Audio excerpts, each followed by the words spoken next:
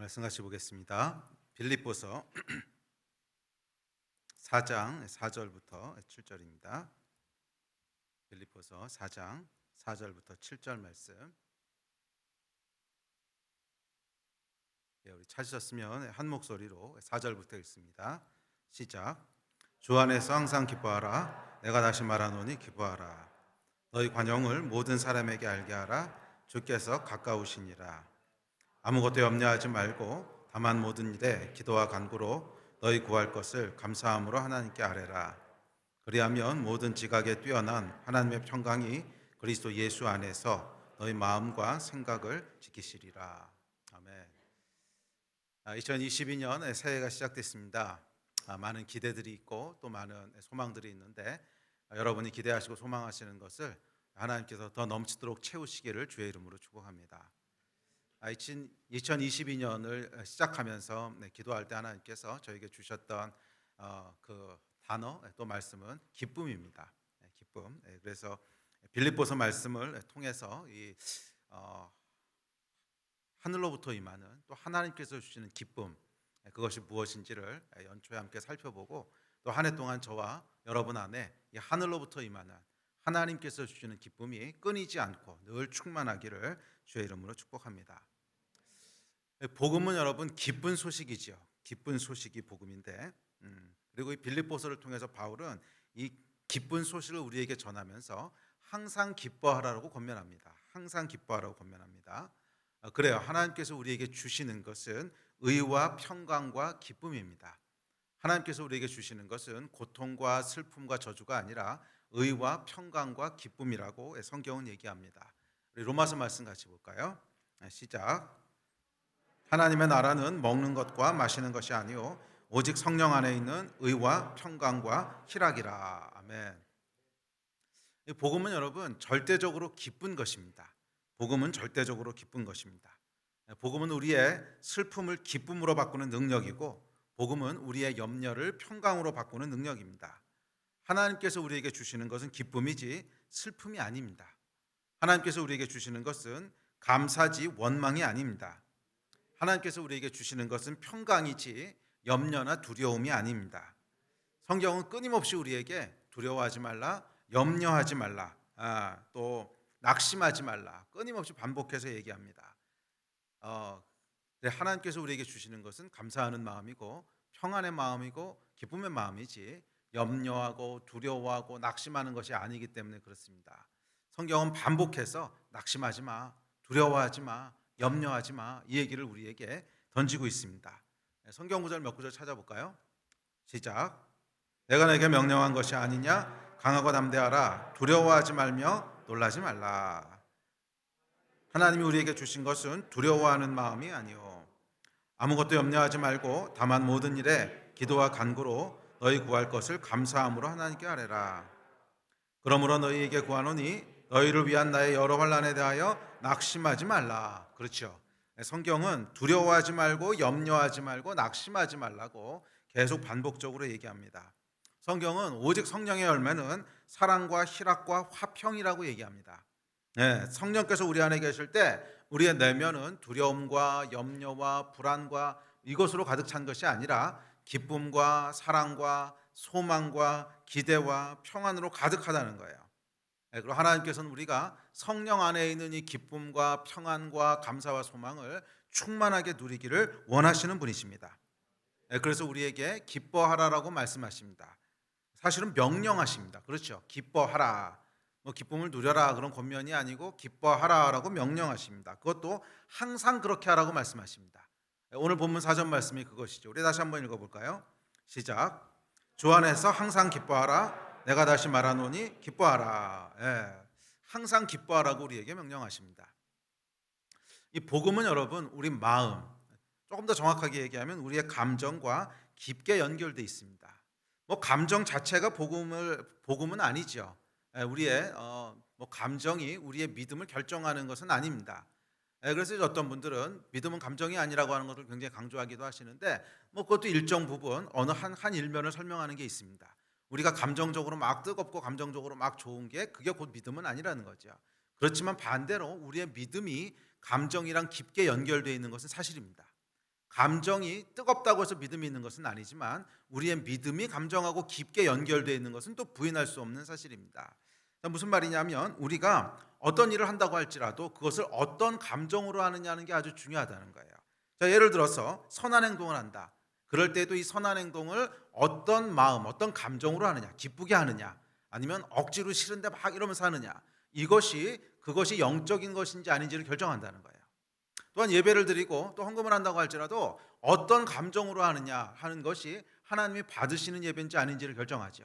우리가 기쁜 마음으로 즐겁게 예배 드리는 것은 하나님께서 받으시지만 그렇지 않고 이것을 억지로 막 하기 싫은데 저주받지 않으려고 이렇게 하는 예배는 하나님께서 받지 않으시죠.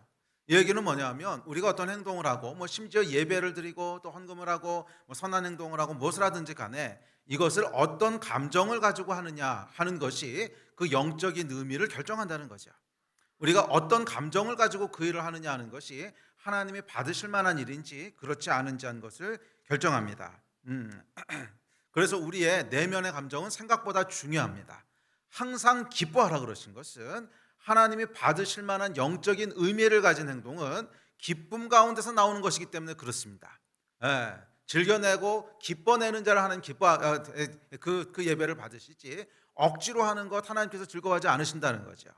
그래서 성경은 우리의 감정이 어떠냐, 어떤 감정으로 그 일을 하느냐 하는 것이 영적인 의미를 결정한다고 얘기합니다. 그래서 성경은 항상 기뻐하라 그랬어요. 범사에 감사하라 그랬어요. 기쁨과 감사, 또 평안과 소망이 우리 내면에 항상 가득하게 하라는 거예요. 그리고 빌립보서는 이 기쁨에 대한 서신입니다. 빌립보서에서 기쁨이라고 하는 것은 단순히 어떤 기쁨, 즐거움만을 얘기하는 것이 아니라 좀 더 포괄적인 의미죠. 그 영적으로 긍정적인 감정들, 예를 들면 감사 또는 평안 또는 소망 이런 것들을 포괄하는 포괄적 의미의 기쁨입니다. 그렇죠, 여러분. 우리 마음에 평강이 있을 때 그것이 사실은 즐거움이거든요. 넓은 의미의 즐거움이죠. 생각해 보세요. 불안하고 마음이 계속 두려운데 즐겁겠어요? 안 되지요. 또 우리만의 그 소망이 있을 때 그 소망이 있는 것을 우리를 설레게 하고 기쁘게 하죠. 그래서 좀 더 넓은 의미에서 기쁨은 이런 평안, 감사, 소망 이런 것들을 다 포괄하는 말이죠. 그래서 빌립보서에서 얘기하는 기쁨이라고 하는 것은 좁은 의미가 아니라 좀 더 포괄적인 의미로 우리 안에 기쁨과 평강과 감사와 소망과 이런 것들을 다 함께 아우르는 단어입니다. 자, 그리고 이 기쁨이, 이 포괄적 의미의 기쁨이 감사하고 평안하고 또 그런 기뻐하고 이런 것들이 우리가 하는 행동과 우리가 하는 선택이 하나님 앞에서 어떤 것인지 그 의미를 결정하게 됩니다. 그래서 우리가 하는 행동을 의미 있게 만드는 것은 우리 안에 있는 기쁨입니다. 2022년 한 해는 이 기쁨이 충만한 한 해가 되시기를 축복합니다. 그래서 여러분이 하는 모든 선택과 행동들이 하나님 앞에 받으실 만한 것이 되는, 받으실 만한 예배가 되는 그런 축복이 있게 되기를 축원합니다. 자, 그런데 여기서 중요한 단어가 있습니다. 중요한 단어는 뭐냐면 항상이라고 하는 단어예요. 항상. 그래서 기쁨이라고 하는 단어가 성경에 나올 때 보면 항상 따라다니는 단어가 있는데 그게 항상이에요. 기쁨, 그럼 항상 따라다니는 단어가 항상이에요. 예를 들어 데살로니가전서 5장에 봐도 이렇게 얘기합니다. 시작. 항상 기뻐하라. 빌립보서에서도 항상 기뻐하라 그랬고 또 데살로니가전서도 항상 기뻐하라 그래요. 그래서 이 기쁨과 항상 붙어 다니는 단어가 있는데 항상이에요. 하나님께서는 우리가 이 포괄적 의미의 기쁨, 소망, 감사, 평안 이런 것들을 누리기 원하시는데 항상 누리기를 원하신다는 거예요. 항상 누리기 원하신다는 거예요. 그런데 우리가 인생을 살다 보면 이런 기쁨을 누리기 어려울 때가 있습니다. 어려워 보이는 때가 있습니다. 그렇죠? 인생이 항상 평안한 것이 아니고 힘든 때가 있죠. 경제적으로 어려움을 겪기도 하고 또 건강에 이상이 오기도 하고 또 지금처럼 이 팬데믹 기간이 길어지면서 우울증 비슷한 증상을 겪기도 합니다. 기쁨의 감정을 유지하기가 어려워 보이는 때죠. 우울, 낙심, 원망, 분노 이런 부정적인 감정이 마음을 어지럽게 할 때입니다. 그런데 성경은 이런 때조차도 기쁨을 잃지 말라는 거예요. 이럴 때조차도 항상 기뻐하라는 거예요. 항상 기뻐하라는 거예요. 그 이야기는 뭐냐면 사업이 망해도 기뻐하시라는 거예요. 병에 걸려도 기뻐하시라는 거예요. 오해를 받아도 기뻐하고 핍박을 당해도 기뻐하고 하여간 무슨 일이 있든지 항상 기뻐하라는 것입니다. 이 기쁨에는 예외를 두신 적이 없어요. 항상 기뻐하라는 거예요. 감사에도 범사에 감사하라. 예외를 두신 적이 없어요. 사업이 망해도 범사라 그랬으니까 감사하시라는 거고, 병에 걸리고 암에 걸려도 범사라 그랬으니까 감사하시라는 거고, 하여간 범사에 감사라 그랬지 예외를 두신 적이 없어요. 포괄적 의미의 기쁨, 그 기쁨, 소망, 사랑, 평강, 이건 항상 범사에 하라고 그러셨지 예외를 두신 적이 없습니다. 이 기쁨이 예외 없이 저와 여러분의 삶 가운데 충만한 그런 한 해가 되시기를 주의 이름으로 축복합니다. 자, 올해 그래서 이 포괄적 의미의 기쁨을 살펴보려고 하는데, 이 빌립보서는 이 기쁨에 대한 책이죠. 특별히 빌립보서는 바울이 감옥에 있을 때 기록된 책입니다.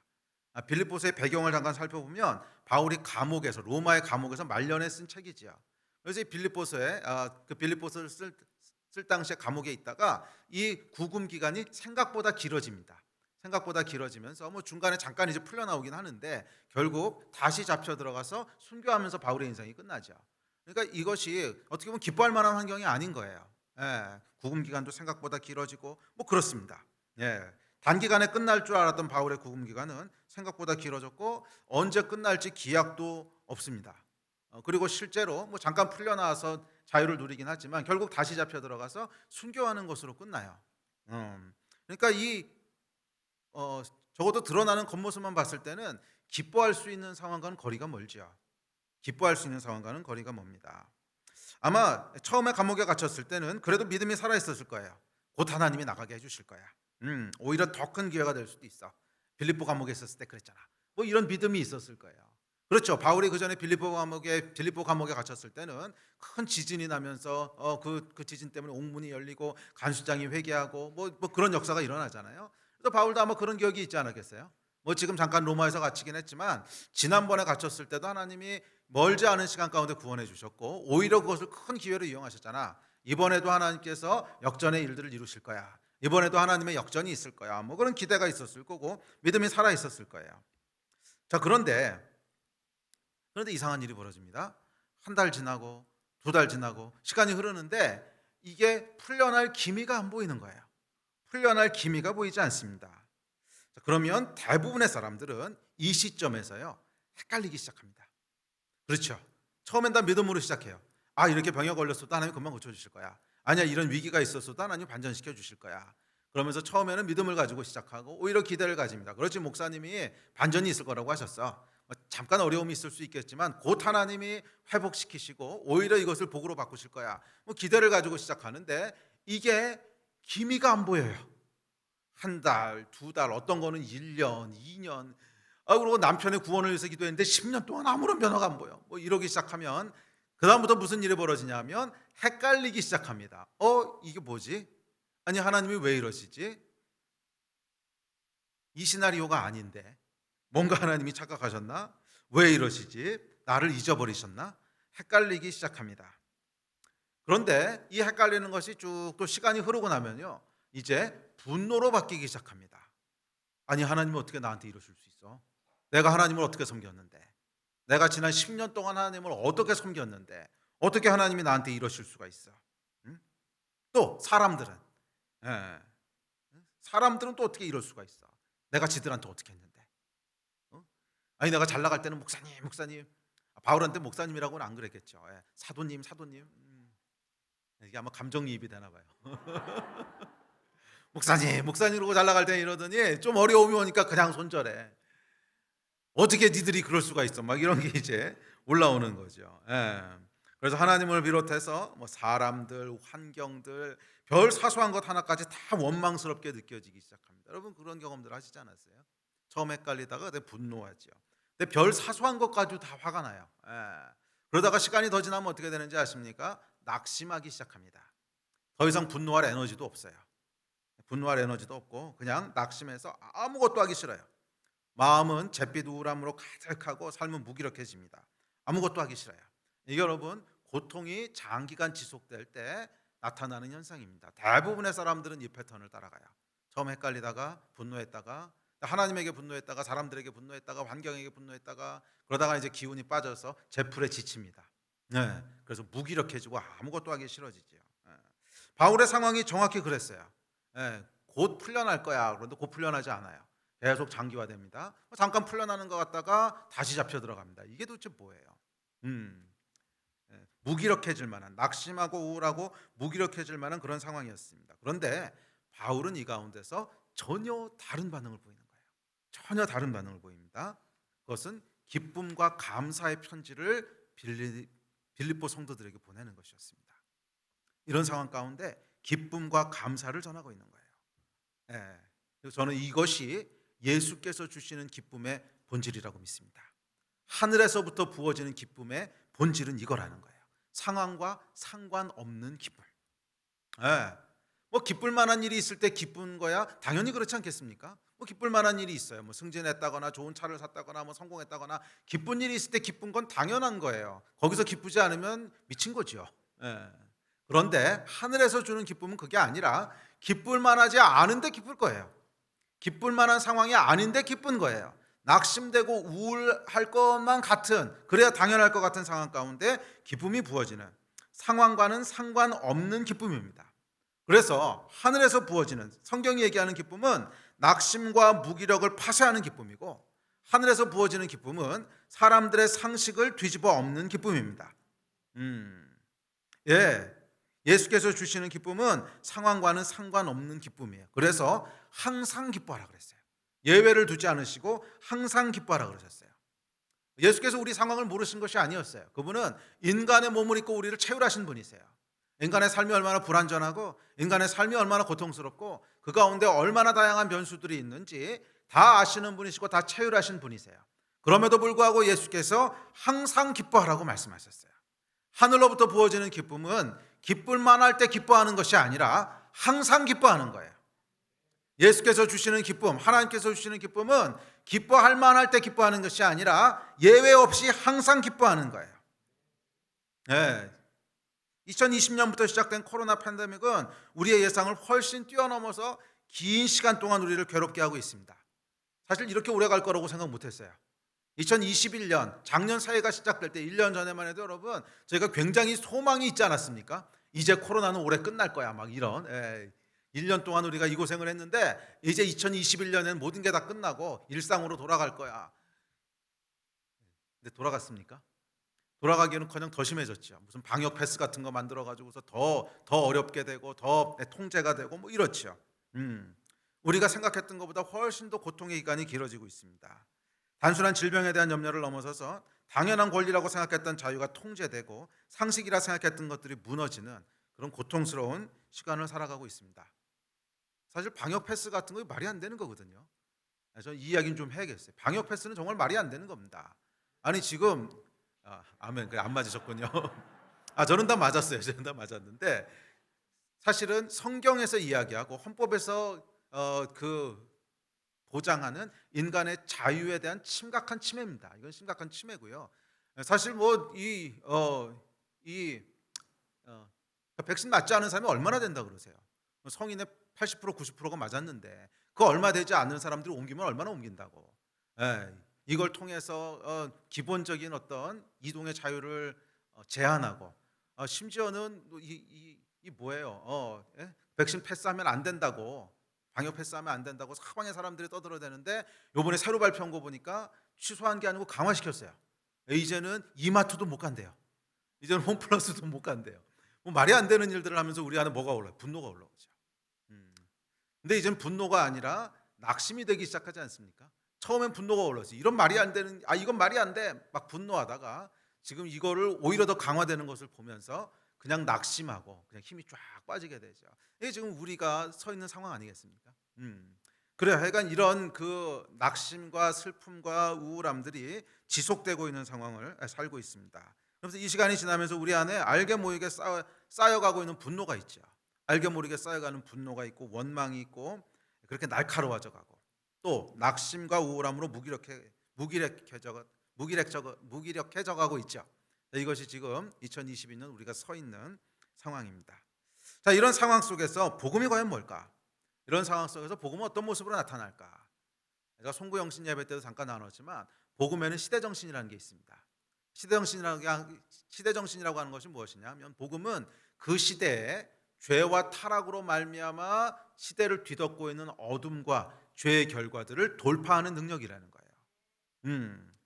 예를 들어서 불의한 시대의 복음은 보네포와 같이 저항의 모습으로 나타날 것이고, 망가진 시대의 복음은 치유의 모습으로 나타날 것이고, 무너진 시대의 복음은 회복으로, 어두운 시대의 복음은 소망으로, 분열 속에서 복음은 연합으로, 원망 속에서 복음은 용서로, 경쟁 속에서의 복음은 희생으로 표현되고 나타납니다. 이게 복음의 시대 정신이에요. 각 시대마다 상황마다 그 복음이 나타나는 모습이 있다는 거예요. 복음의 본질은 동일하지만 복음이 나타나는 모습은 시대마다 다른 모습으로 나타납니다. 왜냐하면 복음의 본질은 죄와 어두움을 돌파하는 능력이기 때문에 그래요. 복음은 죄와 타락으로 말미암아 어두워져 있는 세상을 밝히는 빛이에요. 그리고 우리의 죄와 타락한 모습은 시대마다 다양한 모습으로 죄의 결과들을 만들어냅니다. 그렇죠. 어떨 때는 전쟁과 분쟁으로 나타나기도 하고, 어떨 때는 시기 질투로 나타나기도 하고, 또 어떨 때는 그런 부도덕한 타락으로 나타나기도 하고, 어떨 때는 원한으로 나타나기도 하고, 뭐 약간 다양한 모습으로 우리의 죄의 결과들이 나타나고, 그런 죄가 한 시대 가운데 이렇게 한 시대를 도미네이트하는 죄의 모습들이 있죠. 그것이 이제 시대적인 것인데, 복음은 그런 시대적인 죄의 결과들을 돌파하는 능력이 있다는 거예요. 그래서 복음에는 시대 정신이 있습니다. 각 시대마다 다른 모습으로 그 시대를 덮고 있는 어둠과 죄의 결과들을 돌파하는 능력으로 나타납니다. 자, 그렇다면 2022년 올해 복음의 시대 정신은 과연 뭘까? 이 시대의 복음은 어떤 모습으로 나타내야 될까? 저는 기쁨이라고 믿습니다. 저는 단언컨대 이 시대에 복음이 나타나야 될 모습은 기쁨이라고 믿습니다. 왜냐하면 시대적으로 지금 슬픔과 우울함과 억울함이라고 하는 것이 가득 덮고 있지 않습니까? 우리 안에 답답함이 있고 슬픈 마음이 있고 낙심이 있고, 그렇죠. 이런 시대를 돌파하는 복음의 능력은 당연히 기쁨과 즐거움으로 나타난다고 믿습니다. 그래서 성경은 뭐라고 우리에게 권면하고 있냐면 기뻐하라는 거예요. 기뻐할 수 없는 상황 가운데 있기 때문에 그래요. 성경이 기뻐하라고 명령하는 것은 기뻐할 만한 상황에 있기 때문에 기뻐하라는 것이 아니에요. 기뻐할 만한 상황인데 굳이 기뻐하라고 얘기할 필요가 없어요. 그렇죠. 어떤 사람이 뭐 승진을 했거나 아니면 뭐 대학에 합격했거나 너무너무 기뻐하는데 기뻐해 이렇게 말하는 사람 보셨어요? 그런 말 하지 않습니다. 뭐 기뻐하고 있는데 뭘. 그런데 기뻐해라고 얘기하는 건 무슨 뜻이에요? 기뻐하지 못할 만한 상황이라는 거죠. 기뻐하지 않을 만한 상황이라는 거예요. 그래서 성경은 우리에게 항상 기뻐하라라고 얘기하고 있는데, 그 이야기는 기뻐할 수 없는 상황 가운데 있기 때문에 그래요. 맞아요. 우리의 타락한 인간은요, 우리 마음 자체가 기뻐할 수 없는 거예요. 원래 타락한 인간의 마음의 디폴트 상태는 뭐냐면 슬프고 우울하고 낙심되어 있는 거예요. 그래서 성경은 그런 환경 가운데, 그런 상황 가운데 우리에게 기뻐하라라고 얘기하고 있습니다. 기뻐하라라고. 2022년 저는 복음의 시대적인 표현, 시대 정신은 기쁨이라고 믿습니다. 이 기쁨이 저와 여러분 가운데 충만한 한 해가 되시기를 축복합니다. 충만한 한 해가. 바울이 그랬죠. 곧 끝날 줄 알았던 구금 기간이 1년 2년 지속되고 언제 출소할지 기약할 수 없는 상황, 그런 상황 속에서 성령께서는 바울에게 기쁨을 전하라고 하셨듯이, 언제 끝날지 모르는 팬데믹 상황, 동의할 수 없는 사회 변화, 시대를 뒤덮는 낙심과 우울, 스트레스와 분노 한가운데서 또한 교회에게 명령하십니다. 기뻐하라는 거예요. 해결될 기미가 보이지 않는, 끝이 보이지 않는 이 어둠 속에서 교회에게 명령하십니다. 너희는 기뻐하라. 항상 기뻐하라. 이것이 성령께서 교회에게 주시는 말씀인 줄 믿습니다. 교회는 여러분 기쁨을 전하는 곳이 돼야 돼요. 교회는 기쁨의 근원지가 돼야 됩니다. 항상 기뻐하는 곳이 돼야 돼요. 상식을 깨는 기쁨이 있어야 돼요. 그런 교회가 되기를 기대합니다. 어떻게? 우리가 기쁨을 누림으로. 교회가 여러분 기쁨의 근원지가 된다고 하는 것은 세상을 향해서 기뻐하라 라고 외치는 것이 아니라 우리가 기쁨을 누리는 거예요. 우리가 기쁨을 누리고 있을 때 그것이 세상의 메시지가 되는 겁니다. 바울이 감옥 안에서 기쁨을 누리고 있을 때 그것이 빌립보 교인들에게 메시지가 되었듯이, 교회가 기쁨을 누리고 있을 때, 감사할 수 없는 상황 가운데 감사할 때, 기뻐할 수 없는 상황 가운데 기뻐할 때, 평안을 누릴 수 없는 상황 가운데 평안을 누리고 있을 때, 그것이 여러분 세상의 소망이 되는 거예요. 세상의 빛이 되는 거예요. 어떻게 저 가운데 기뻐할 수 있지? 저런 상황 가운데서도 감사할 수 있는 거구나. 세상이 보게 된다는 거예요. 교회가 여러분 기쁨의 근원지가 되기를 기대합니다. 전 세계적으로 팬데믹으로 말미암아 우울해하고 슬픔과 그런 낙심 가운데 있는 이 세대 가운데 교회가 기쁨의 소망이 되기를 기대합니다. 저와 여러분이 기쁨의 소망이 되기를 기대합니다. 저와 여러분이 누릴 수 없는 기쁨을 누리고 있을 때, 감사할 수 없을 것 같은 상황 가운데 감사할 때, 그것이 세상에 가장 강력한 복음의 메시지가 될 거예요. 이 시대 정신은, 복음의 시대 정신은 기쁨이기 때문에 그래요. 물론 복음의 시대 정신 가운데 여러 가지 표현이 있어요. 아까 말씀드렸듯이 저항도 있을 것이고 어떨 때는 용서도 있을 것이고 많이 있는데, 지금은 여러분 우리가 저항하고 용서한다고 해서 세상에 큰 메시지 전하지 못합니다. 저항하고 있으면 이상하다 그래요. 쟤네 뭐 하는 거냐고. 왜냐하면 시대 정신하고 안 맞거든. 이 시대가 지금 돌파해야 될 가장 중요한 과제가 있는데, 그게 지금 저항하고 무슨 그런 저항도 좀 필요할지 모르겠는데, 하여간 그런 이슈 이전에 가장 중요한 이슈가 뭐예요? 기쁨의 이슈라는 거예요. 기뻐할 때 그것이 세상에 전하는 메시지가 될 거예요. 저항도 시대 정신은 어느 정도 들어가고 있는 것 같긴 해요. 요즘은 심히 근심스럽긴 한데, 하여간 이런 시대적인 표현으로 나타날 때 그것이 메시지가 되는 거예요. 저와 여러분이 기뻐할 수 없는 상황 가운데 기뻐하고, 감사할 수 없는 상황 가운데 감사하고, 즐거워할 수 없는 상황 가운데 즐거워한다면 그것이 세상을 향한 가장 강력한 복음의 메시지가 될 겁니다. 어떻게 저렇게 할 수 있지? 어떻게 저 상황에서 기뻐할 수 있지? 기쁨을 누리신 여러분 되시기를 바랍니다. 아마 이 기쁨만 누리고 있어도 전도 엄청 될 거예요. 굳이 여러분들이 예수 나와, 교회 나와, 예수 믿어 이런 말 안 하셔도 그냥 기쁨만 누리고 있어도 소망의 이유를 묻는 자들이 있을 거예요. 도대체 어떻게 거기서 소망을 유지하냐? 어떻게 거기서 기뻐하냐? 복음이 힘을 가지고 전파되게 돼요. 언제? 그 시대 정신으로 표현될 때. 복음이 시대 정신으로 표현될 때. 이 촉이 좀 있으셔야 돼요. 촉이라기보다는 성령께서 인도하시는 인도하심인데, 우리 안에 여러분 기쁨이 충만한 한 해가 되기를 주의 이름으로 축원합니다. 감당할 수 없는 기쁨을 누리시기를 주의 이름으로 축원합니다. 사실 세상이 보고 싶어하는 게 이거 아니겠어요? 세상이 보고 싶어하는 것이 이거 아니겠어요? 감사할 수 없는데 감사하는 거, 기뻐할 수 없는데 기뻐하는 거. 이런 한 해가 되실 줄 믿습니다. 2022년 빌립보서 말씀을 살펴보면서 저와 여러분 안에 이 기쁨과 감사가 충만한 한 해가 되기를 기대합니다. 자, 그렇다면 우리가 어떻게 이 기쁨을 누릴 수 있을까요? 어떻게 하면 우리가 감옥에서도 세상을 향해 기쁨의 편지를 보내고, 어떻게 하면 끝이 보이지 않는 이 절망의 터널 속에서도 기쁨을 누리고 기쁨을 놓치지 않을 수 있을까? 결론부터 이야기하면 성경은 크게 두 가지를 얘기합니다. 사실은 하나인데 두 개를 얘기하는데, 단계적으로 두 개로 얘기하는데, 첫째는 자기를 비우라는 것이고, 두 번째는 성령으로 채우라는 거예요.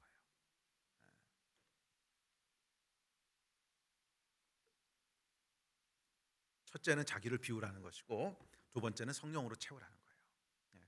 그래서 빌립보서, 기쁨의 서신이라고 하는 빌립보서의 가장 핵심 구절은 2장 5절부터 7절인데, 그는 근본 하나님의 본체시나 동등됨을 취할 것으로 여기지 아니하시고 자기를 비워 종의 형체를 가지사. 자기를 비웠다 그러죠. 이게 빌립보서의 핵심이에요. 너희 안에 이 마음을 품으라. 곧 그리스도 예수의 마음이니. 예수의 마음은 자기를 비우는 마음이었거든요. 자기를 비우고 그곳에 뭐를 채우라는 거예요? 성령으로 채우라는 거예요. 성령 충만하라는 거예요.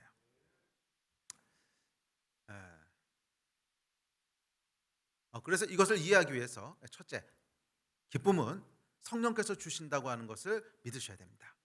이것을 인지하셔야 돼요. 기쁨은 성령께서 주시는 내적인 열매입니다. 그래서 이사야서 61장에 보면 이렇게 얘기합니다. 이사야서 61장 1, 2, 3절 읽어보겠습니다. 시작. 주 여호와의 영이 내게 내리셨으니 이는 여호와께서 내게 기름을 부으사 가난한 자에게 아름다운 소식을 전하게 하려 하심이라. 나를 보내사 마음이 상한 자를 고치며 포로된 자에게 자유를, 갇힌 자에게 노임을 선포하며 여호와의 은혜의 해와 우리 하나님의 보복의 날을 선포하여 모든 슬픈 자를 위로하되 무릇 시온에서 슬퍼하는 자에게 화관을 주어 그 죄를 대신하며 기쁨의 기름으로 그 슬픔을 대신하며 찬송의 옷으로 그 근심을 대신하시고 그들의 의의 나무 곧 여호와께서 심으신 그 영광을 나타낼 자라 일컬음을 받게 하려 하심이라. 아멘. 모든 슬픈 자를 위로하고 슬퍼하는 자에게 화관을 주어 죄 대신 기쁨의 기름으로 슬픔을 대신하게 하신대요. 죄 대신 슬픔 대신 기쁨의 기름을 부으신대요. 찬송의 옷으로 그 근심을 대신하게 하신답니다. 마음이 상한 자를 고치고 포로된 자에게 자유를, 갇힌 자에게 노임을 선포하신대요. 그렇게 해주신대요. 언제? 우리 슬픔과 낙심과 억압과 기쁨을 소망과 자유로 바꾸시는데 언제 그렇게 하신다는 거예요? 1절 말씀 다시 한번 띄워주실래요? 언제? 주 여호와의 영이 임하실 때, 주 여호와의 영이 내게 내리실 때, 주 여호와의 영이 임하실 때, 옛날 성경에 임하실 때로 되어 있는데 주 여호와의 영이 내게 임하실 때, 그때 우리 안에 있는 슬픔이 기쁨으로 바뀐다는 거예요. 주 여호와의 영이 내게 임하실 때 그 성령께서 가난한 자에게 아름다운 소식을, 갇힌 자에게 노임을 선포하고 제 대신 화관을, 슬픔 대신 기쁨의 기름 부으심을 부으신다는 거예요. 누가? 주 여호와의 영이. 주 여호와의 영이 내게 임하실 때 그 성령께서 우리 안에 기쁨을 주신다는 거예요. 기쁨은 여러분 철저하게 성령께 속한 거예요. 성령께 속한 거예요. 물론 뭐 세상에서도 기쁨을 누릴 수 있어요. 그렇지만 항상 기뻐하는, 기뻐할 수 없을 때 기뻐하는 이 하늘의 기쁨은 성령께서만 주시는 거예요. 그래서 성경은 여러 번 이 이야기를 반복적으로 얘기합니다. 우리 몇 구절 찾아볼까요? 시작. 그때 예수께서 그때 예수께서 성령으로 기뻐하시며 이르시되 또 너희는 많은 환난 가운데서 성령의 기쁨으로 말씀을 받아 우리와 주를 본받는 자가 되었으니 오직 성령의 열매는 사랑과 희락과 화평과 오래 참음과 자비와 양선과 충성과. 저희 반복적으로 나오는 게 있죠. 성령 안에서 성령으로 기뻐하신다는 거예요. 예수께서도 성령으로 기뻐하셨고 바울도 성령으로 인해 기뻐했고 성령의 열매는 희락, 기쁨이라는 거예요. 성령과 기쁨이 계속 같이 등장합니다. 성령 안에서 기쁨을 누렸다는 거예요. 많은 사람들이 오해하는 것이 있습니다. 기쁨은 외부로부터 온다고 오해해요. 외부로부터 온다고 착각합니다. 내면이 아닌 밖에서 발생하는 어떤 일, 밖에서 발생하는 어떤 사건이 나에게 기쁨을 준다고 믿습니다. 돈을 많이 벌면 기쁘다고 생각하고, 또 새로운 차를 사면 기쁘다고 생각하고, 스마트폰을 바꾸면 기쁘다고 생각하고, 또 사람들의 인정과 칭찬을 받으면 기쁘다고 기쁘다고 믿습니다. 뭐 그럴 수 있습니다. 뭐 기쁜 건 기쁜 거죠. 새 차를 샀는데 슬퍼할 일은 없잖아요. 또 직장에서 승진 났는데 억지로 슬퍼할 이유는 없죠. 맞아, 이런 것이 기쁨을 주긴 합니다. 그런데 문제는 뭐냐면 항상 기쁜 게 아니라는 거예요. 기뻐할 만한 것이 있을 때 기쁠 수는 있는데 세상이 기쁨을 아예 안 준다, 이건 좀 틀린 말이에요. 왜냐하면 기쁘니까 실제로. 그렇죠 여러분. 뭐 대학에 합격했는데 슬프겠어요? 새로운 차를 샀는데 슬프겠어요? 당연히 기쁩니다. 그런데 문제는 이 기쁨이 잠깐 동안이라는 거예요.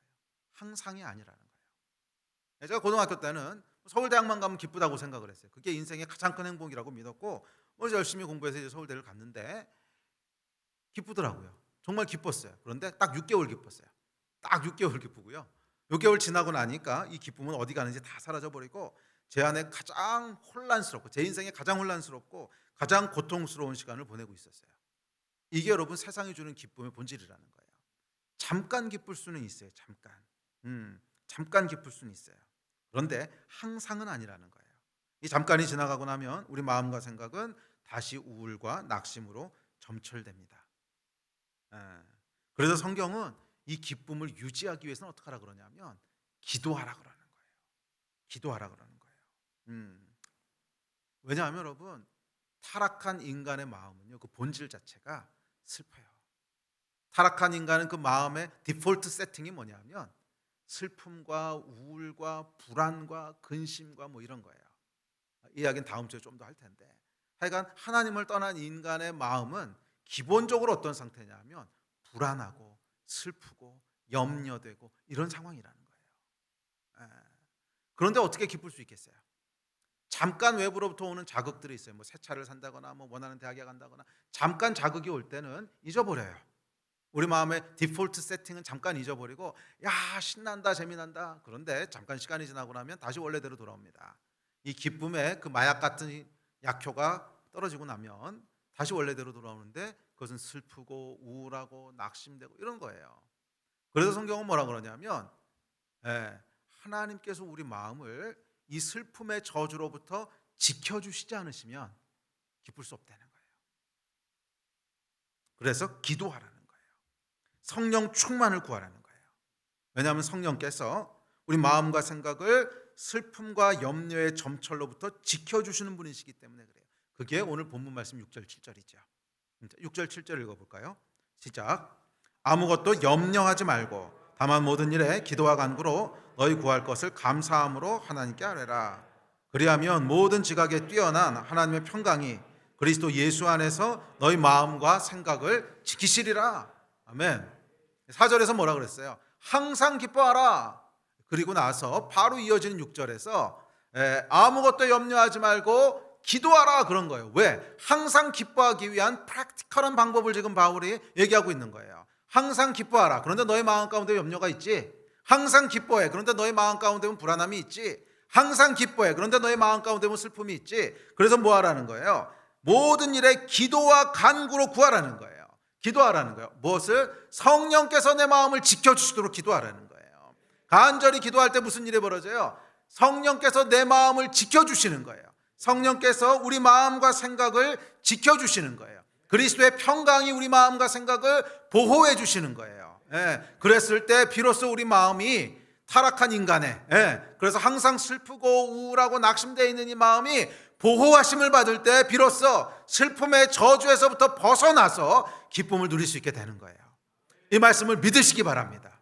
이 말씀을 믿으시기 바랍니다.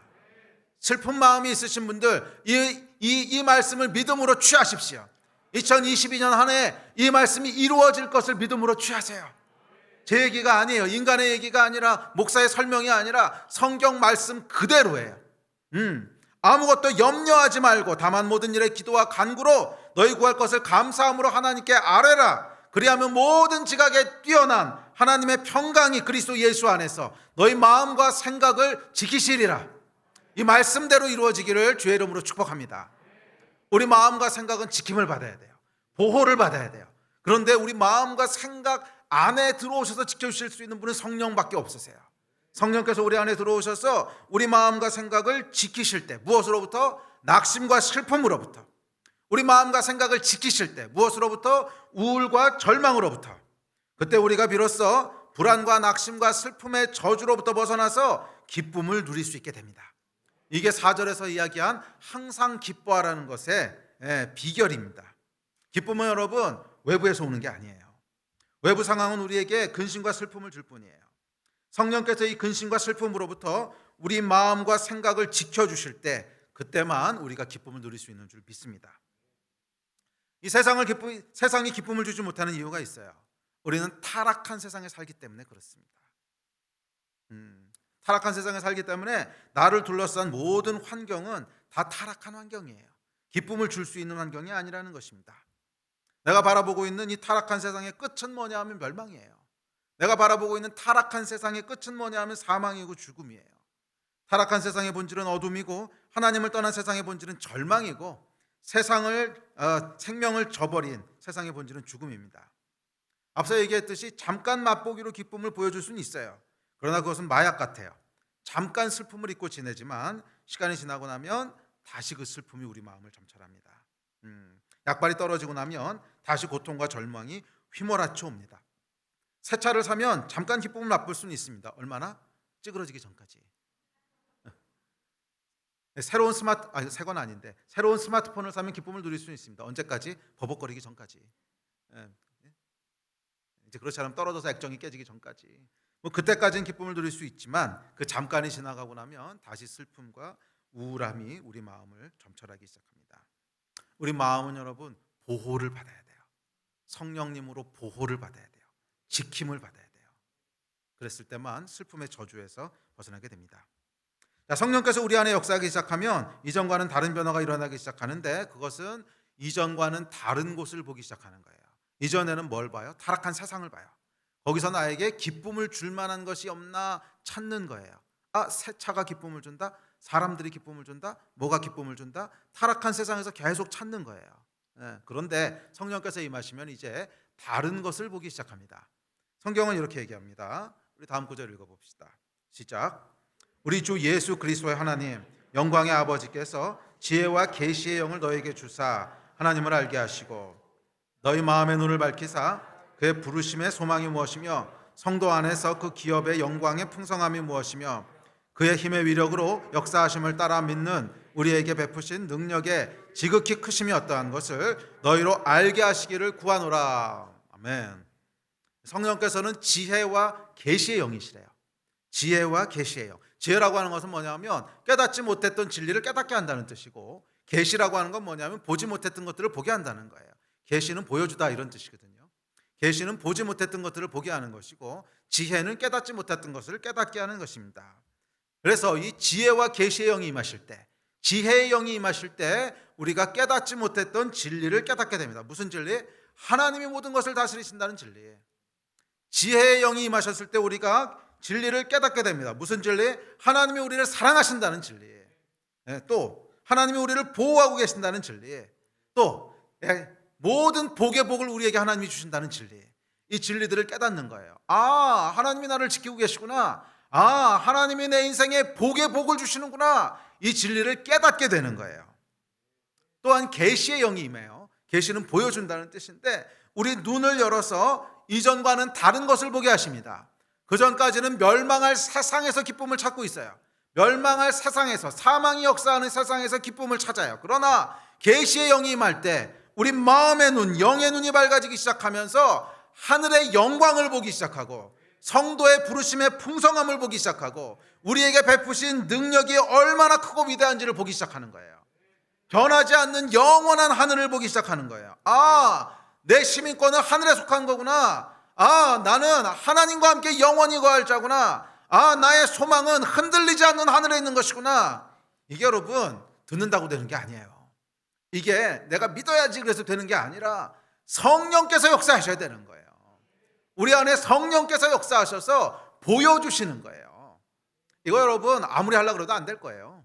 제가 아무리 여러분들에게 이걸 보셔야 됩니다, 우리의 시민권은 하늘에 있습니다, 이 땅의 것을 보면 계속 슬플 뿐입니다, 하늘의 것을 붙잡으십시오, 하늘의 영광을 보십시오, 하늘의 소망을 주십시오, 소망을 보십시오, 아무리 목이 터져라 외쳐도 안 될 거예요.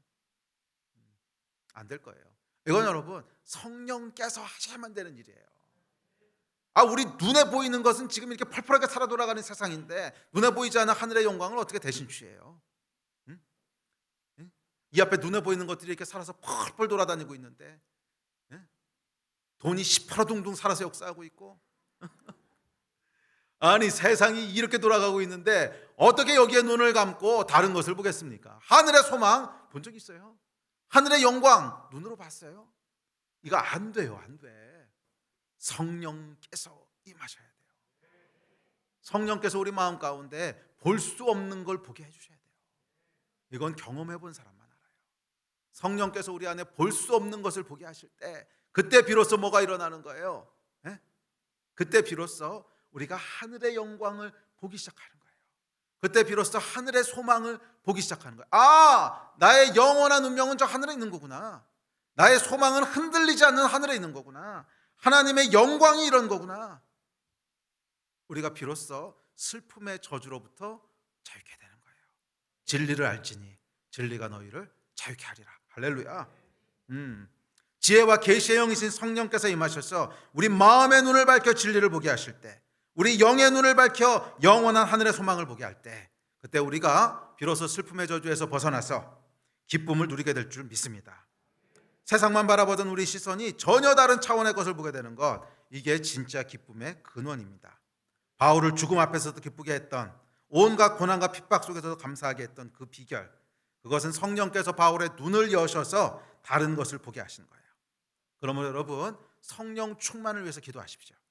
다른 거 다 잊어버리셔도 괜찮아요. 성령 충만을 위해서 기도하십시오. 지혜와 계시의 영이 여러분의 마음의 눈을 밝히도록 기도하십시오. 하나님의 평강이 그리스도 예수 안에서 저와 여러분의 마음과 생각을 지키시도록 기도하십시오. 그랬을 때 빼앗기지 않는 기쁨이 우리 것이 될 것입니다. 자, 큰 두 번째, 그럼 기쁨을 누리기 위해서 이 성령님이 절대적으로 역사하셔야 되는데, 그러기 위해서 뭘 해야 되냐? 자기를 비워야 된다는 거예요. 자기를 비워야 된다는 거예요. 기쁨을 누리기 위해서는 자기를 비워야 돼요. 왜냐하면 기쁨의 비결은 성령님이신데, 내 안에 내 것으로 가득 차 있으면 성령께서 일하실 공간이 없잖아요. 성령님 여러분 인격적인 분이신데 내가 내 것으로 가득 차 있는데 억지로 나를 끌고 가지 않으세요. 내 안이 비워져 있어야 성령께서 일하세요. 그래서 성령의 역사하심을 위해서는 먼저 나를 비워야 합니다. 그래서 빌립보서의 가장 핵심이라 할 수 있는 빌립보서는 기쁨의 서신인데 그것의 가장 핵심 중의 핵심은 2장 5절부터 쭉 11절까지인가 이어지는 구절입니다. 그 중에 8절까지 읽어볼게요. 5절부터 시작.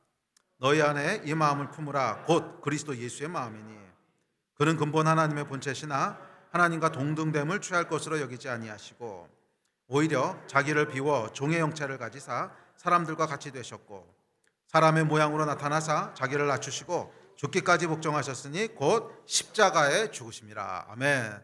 이게 예수님의 기쁨의 비결이었다는 거예요.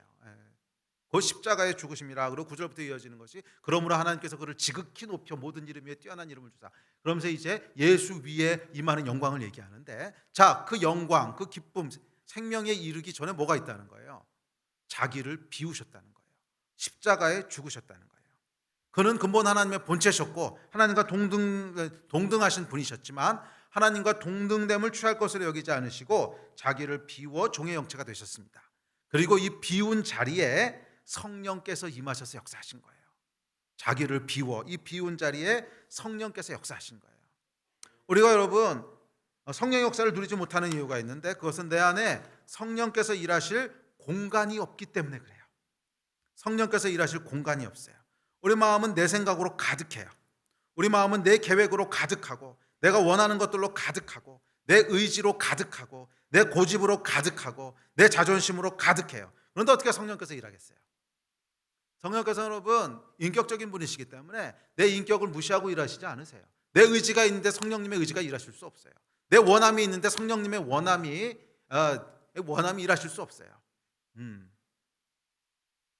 내가 가득 나를 채우고 있으면 공간이 없는 거예요. 성령께서 일하실 공간이 없는 거예요. 그래서 성령께서 일하기 위해서는 반드시 한 가지 조건이 선행돼야 되는데 그게 뭐냐 하면 성령께서 일하실 공간을 마련하는 거예요. 어떻게? 나를 비움으로, 나를 가득 채우고 있던 내 것을 비움으로, 내 생각, 내 계획, 나의 자존심, 내 의지 이걸 다 비우라는 거예요. 예수께서 보여주셨던 비움이에요. 그래서 이 비움을 2장 7절에 자기를 비워 이 비움을 헬라어 원어로는 캐노시스라고 합니다. 캐노시스. 그래서 유럽에는 이제 이 캐노시스 영성이라고 하는 한 분파가 있는데 자기를 비우는 것을 계속 훈련하는 그런 영성인데 올해 하나님께서 기쁨과 함께 저에게 주셨던 말씀은 캐노시스예요. 자기를 비우라는 거예요. 그래서 이것을 우리말로 번역할 때는 뭐 자기 비움 또는 자기 비하, 자기를 낮춰 그래서 자기 비하라고도 하고 또는 뭐 그냥 쉽게 표현하긴 내려놓음이라고 하기도 하고 하여간 우리 안에 있는 것들을 계속 내려놓으라는 거예요. 계속 십자가에 못 박으라는 거예요. 내 자아를 내려놓는 거예요. 내 생각, 내 계획, 내 자존심, 내 의지 다 내려놓는 것입니다. 이것을 여러분 오해하지 마십시오. 이것이 무슨 도교나 불교에서 이렇게 염주 돌리면서 모든 것을 잊어버려 나도 잊어버리고 우주와 나는 하나고 이렇게 해서 멍해지는 걸 얘기하는 게 아닙니다. 이거는 전혀 기독교적인 게 아니에요. 이건 굉장히 이교도적인 거고 자기를 비우라고 하는 것은 우리 안에 있는 자의식을 없애라는 뜻이 아니에요. 불교나 도교에서는 자의식 자체를 지우려고 그러거든요. 자기라고 하는 인식 자체를 지워서 삼라만상 고통으로부터 해방되겠다고 하는 건데 아니요 여러분. 이 캐노시스라고 하는 것은 그렇게 자의식을 비우라는 게 아니에요. 자기를 내려놓으라는 거예요. 자기를 내려놓고 내 의지, 내가 원하는 것, 내 고집 하나님 앞에서 꺾고 내려놓으라는 거예요. 그 대표적인 예가 뭐냐면 예수님의 그 기도예요. 기도. 십자가 지시기 전에 기도하시는데 땀이 핏방울이 되도록 기도하시면서 뭐라 그래요? 이 잔을 내게서 옮겨 주십시오. 내가 원하는 거예요. 나를 채우고 있는 거예요. 그런데 내 뜻대로 마시고 아버지 뜻대로 해주십시오. 이게 캐노시스라는 거예요. 이게 캐노시스라는 거예요. 그래서 여러분 이 캐노시스는 어디서 이루어지냐면 기도의 자리에서 이루어지는 거예요. 이 캐노시스는 여러분 철저하게 기도의 자리에서 이루어지는 거예요. 기도의 자리에서 씨름하는 거예요. 내 안에 가득 채운 것들을 하나님 앞에 내려놓기 위해서 씨름하는 거예요. 예, 주님, 내 원하는 것은 이겁니다. 그러나 내 원대로 마시고 하나님 뜻대로 해주십시오. 이게 여러분 기도의 자리에서 씨름하는 거예요. 땀방울이 핏방울이 되도록. 그렇게 내려놓아졌을 때 거기 비로소 뭐가 역사하는 거예요? 성령께서 역사하시는 거예요. 여러분 우리 안에 기쁨이 없는 이유는 성령께서 역사하시지 않기 때문이고 우리 안에 성령이 역사하지 않으시는 이유가 있어요. 많은 분들이 성령 충만을 구하세요. 기도하세요. 열심히 기도하고 하나님 성령 충만하게 해주십시오. 그런데도 왜 안 되는가? 안 되는 이유가 이거예요, 여러분. 십자가를 통과하지 않기 때문에. 우리 안에 캐노시스가 이루어지지 않기 때문에 열심히 성령 충만을 구하는데 성령 충만이 임하지는 않는 거예요. 역사하실 공간이 없는 거예요. 우리 안에 성령께서 역사하시기를 정말 원하신다면 내 안을 비우셔야 돼요. 십자가로 가셔야 돼요. 내려놓으셔야 돼요. 내 안에 있는 모든 생각을 내려놓고, 내 욕심도 내려놓고, 내 원함도 내려놓고, 내 의지, 자존심, 고집 다 하나님 앞에 내려놓으시는 거예요. 어디서? 기도의 자리에서. 딴 데서 하는 거 아니에요, 여러분. 뭐 길 가다가 내려놓습니다, 이거 아니에요. 기도하면서 씨름해야 돼요. 예수께서도 기도하면서 씨름하지 않으시면 그 원함이 내려놓아지지 않으셨다는 거잖아요. 얼마나 힘드셨으면 땀이 핏방울이 되도록 기도하셨겠어요. 이렇게 기도하셔야만 예수님께서도 자기를 비워 십자가에 죽으실 수 있었는데, 우리가 기도하지 않고 이걸 어떻게 이루겠어요? 우리가 성령 충만하지 않은 이유는 기도하지 않기 때문이고, 기도하는데 자기를 비우는 기도를 하지 않기 때문에 그래요. 기도 가운데 여러분, 캐노시스의 기도를 합시다. 예수께서 하셨던 그 기도, 내 뜻이 아니라 하나님의 뜻이 이루어지게 하여 주십시오. 내 생각과 내 의지를 내려놓사오니 하나님의 뜻이 이루어지게 하여 주십시오. 이 공간이 만들어질 때 그 공간 가운데 누가 임하시는 거예요? 성령께서 임하시는 거예요. 할렐루야. 그렇지 않고 우리 안에 이 공간이 만들어지지 않으면 아무리 하나님께서 성령을 부으셔도 성령이 들어설 곳이 없어요. 성령이 역사하는 한 해가 되시기를 축복합니다. 아멘. 우리 예배팀 앞으로 나오십시오.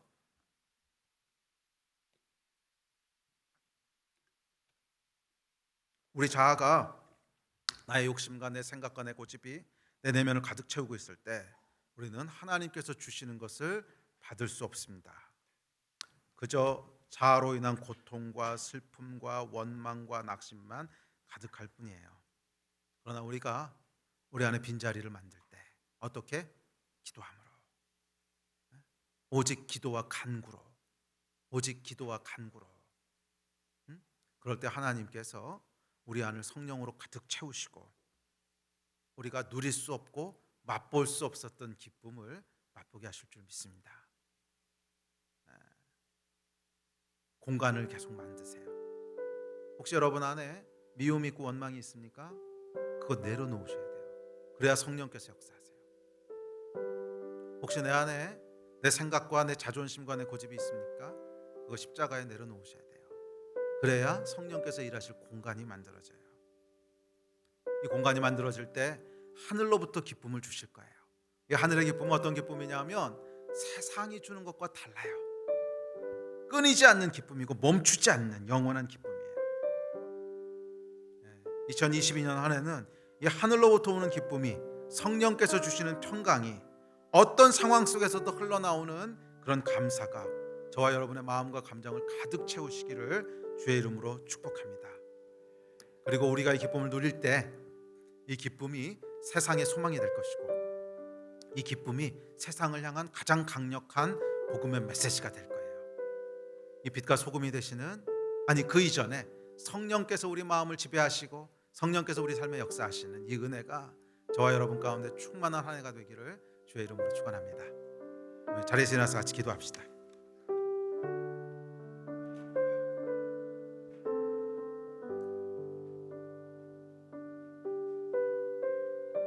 우리 새해를 시작하는 첫 예배인데 좀 간절히 기도하면서 시작했으면 좋겠어요. 예수께서도 간절히 기도하셨어요. 그 마음에 있는 생각을 내려놓으시기가 쉽지 않으셨기 때문에 간절히 부르짖어 기도하셨잖아요. 오늘 우리 이 시간에 좀 간절히 기도해서 부르짖읍시다. 주님, 내 안에 있는 생각들을 내려놓습니다. 내 뜻이 아니라 하나님의 뜻이 이루어지게 하여 주십시오. 성령님, 내 안에 충만하게 역사하여 주셔서 이 사망의 저주로부터 나를 지켜 보호해 주십시오. 성령님, 내 안에 충만하게 역사하여 주셔서 기쁨과 하늘의 즐거움이 부어지는 한 해가 되게 하여 주십시오. 이 일을 위해서 우리 주여 3번 크게 부르짖고 합심해서 기도하시겠습니다. 주여!